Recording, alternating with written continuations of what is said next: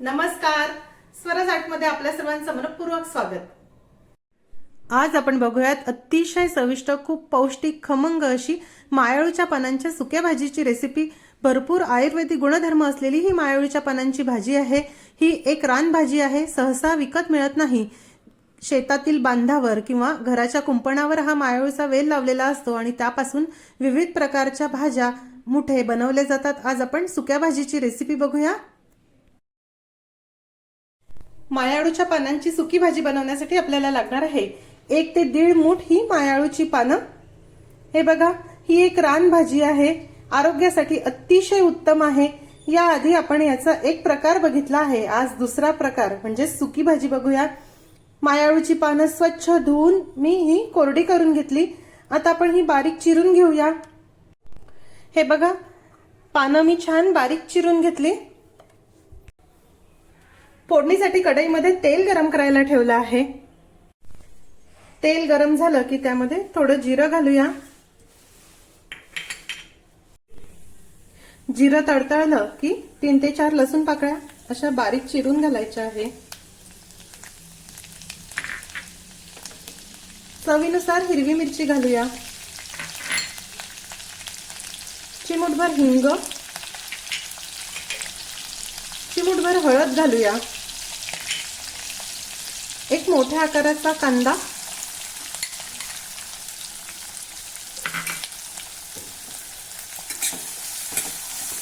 आता मध्यम आचेवर हे छान हलका तांबूस रंगाचं होईपर्यंत आपल्याला परतून घ्यायचं आहे. साधी, सोपी पण खूप पौष्टिक अशी ही भाजी होते.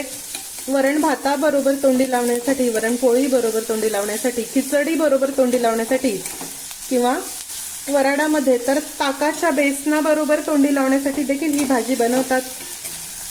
कढी, ताकाचं बेसन किंवा फोडणीचं ताक, मठ्ठा ह्याबरोबर देखील ही भाजी अप्रतिम लागते.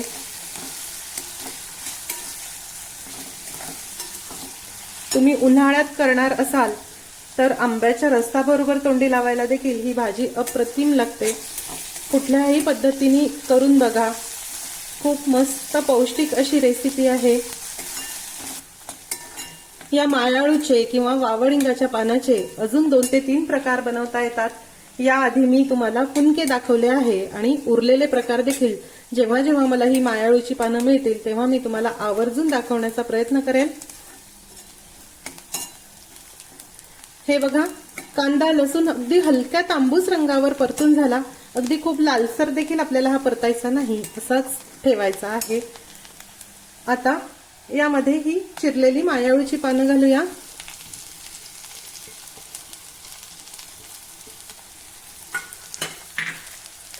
चवीनुसार मीठ घालूया.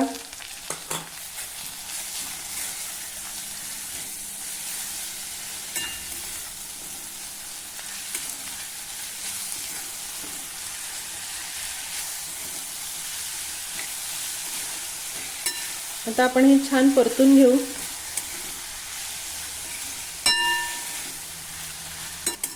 हे बघा, 5 मिनिटांसाठी ही मायाळूची पानं मी परतून घेतली आहे.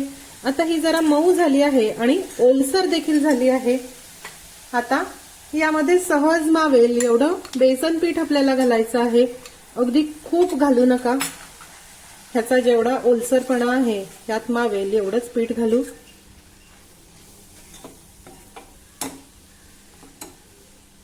अजून थोडं पीठ घालते आहे.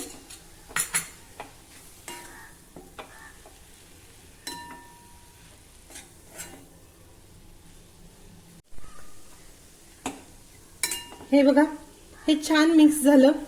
ह्याच पद्धतीचं आपल्याला ठेवायचं आहे. आता यावर झाकण ठेवू आणि मंद आचेवर 5 मिनिट याला एक वाफ काढून घेऊ. हे बघा, ही भाजी किती छान परतून झाली आहे. मस्त दणकून वाफ याला आली. आता यावर आपण असा पाण्याचा एक हबका मारूया, म्हणजे भाजी कोरडी लागणार नाही.